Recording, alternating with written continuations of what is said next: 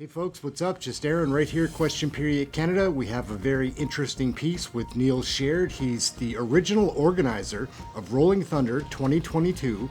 He's a Canadian veteran of our armed forces, and he's a very well-spoken, engaging person. Let's take a look and listen to what Neil SHEARD has to say about the state of things in Canada and how hard it is to organize a motorcycle rally in Ottawa. It's out of hand, it's preposterous. Let's take a look and listen to Neil SHEARD. He's a very interesting guy. Let's take a look. Everyone has an opinion about Canadian federal politics. Oh, yeah. Hi, my name's Neil SHEARD. I organized the original Rolling Thunder 2022. And a friend of mine, Derek Noon, who's supposed to be in here right now, has just been banned. Came down yesterday. Class A. Could be 10 months, could be a year, could be 2 years. His lawyer is being notified right now. I just had to say that because Derek's supposed to be here with us today.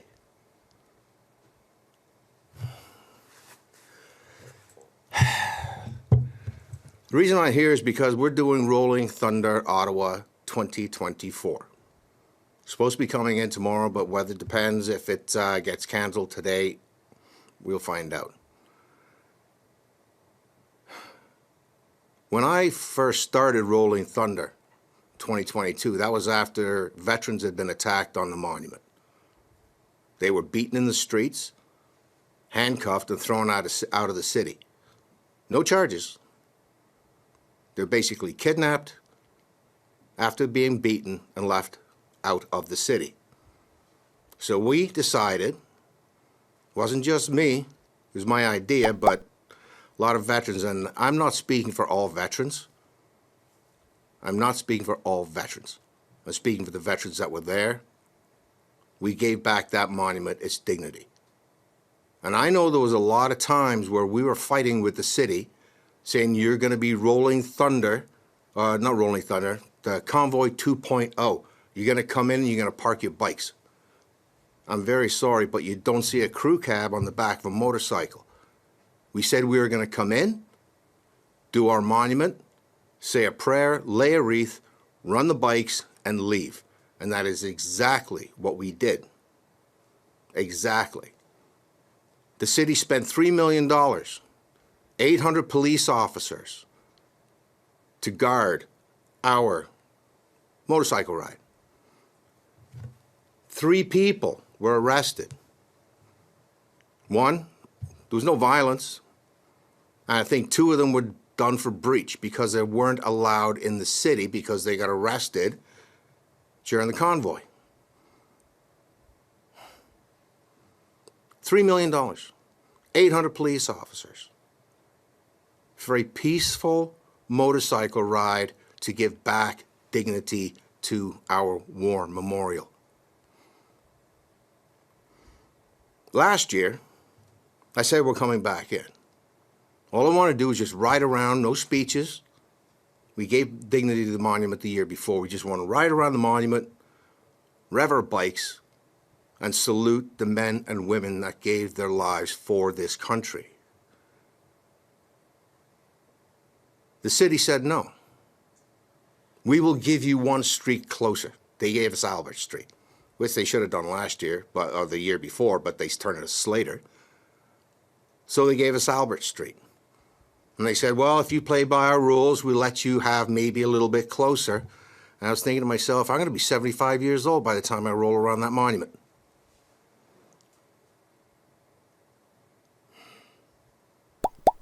This year, I said, okay, tell you what, we played by your rules last year. Give us Queen. They said no. They'll give us exactly the same route as last year. We turn at Albert.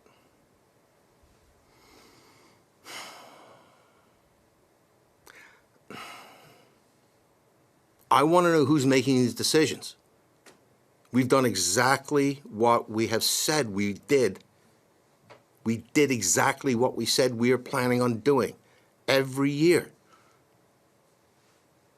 Are they still that hurt? Motorcycles are not going to stop in this city and stay for weeks. It's a big, loud motorcycle. Come in, salute the monument, leave the city, and go off and have a barbecue. But somebody in this city hall, or maybe in the government here, honestly, I'd like to know who's in charge. Seriously.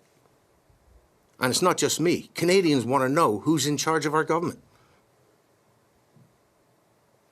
We've got scandals coming out that we have traitors in our government colluding with China, India. Me, as a soldier, if I'd have been charged with treason, my life would be over. It'd be in the papers. If one of these reporters in here were charged with treason, your name would be out there. But as a veteran, as a soldier, if that happened to me, my life would be over. But if you're a politician, ooh, that's even worse. Because if one of these politicians has access to our state secrets, who are they? Canadians want to know. Would somebody have to do with the Winnipeg lab? Anybody? We need to know. We need to know as Canadians, if we're going to go to the polls, are we going to be voting for someone who's in the pocket of China, India?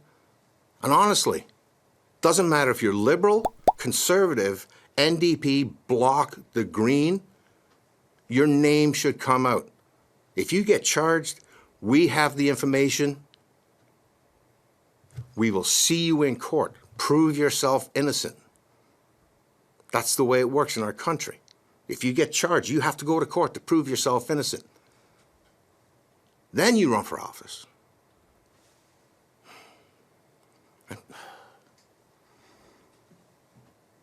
As you can see, I don't have a speech. This comes off the top of my head. This all comes from the heart. And who else runs our country? 2017, Klaus Schwab said he has penetrated our cabinet with more than 50% of the cabinet are young global leaders. Our Deputy Prime Minister is on the board of the World Economic Forum. She is also very, very good friends with George Soros. Before she came into politics, she had a book deal, but then she came into politics. She would have dinner with George Soros.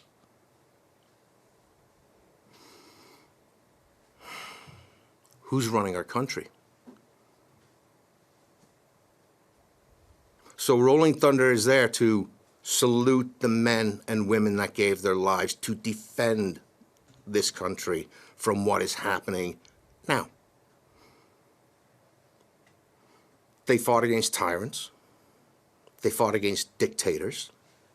They gave their lives willingly. And that's why we're going back into that monument.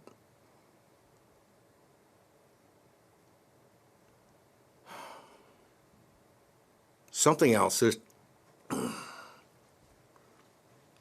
you know who politicians are afraid of?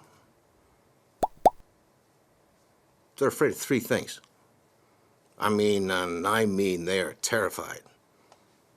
They're terrified of a free vote. They're terrified of free speech. And up until about 10 years ago, they're terrified of you, and you, the media.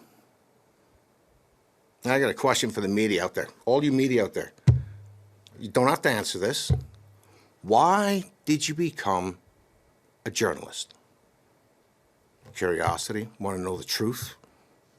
Because I remember back in the day, up about 10 years ago, if you have a problem with, say, a business or a politician or the law or something you couldn't figure out for yourself,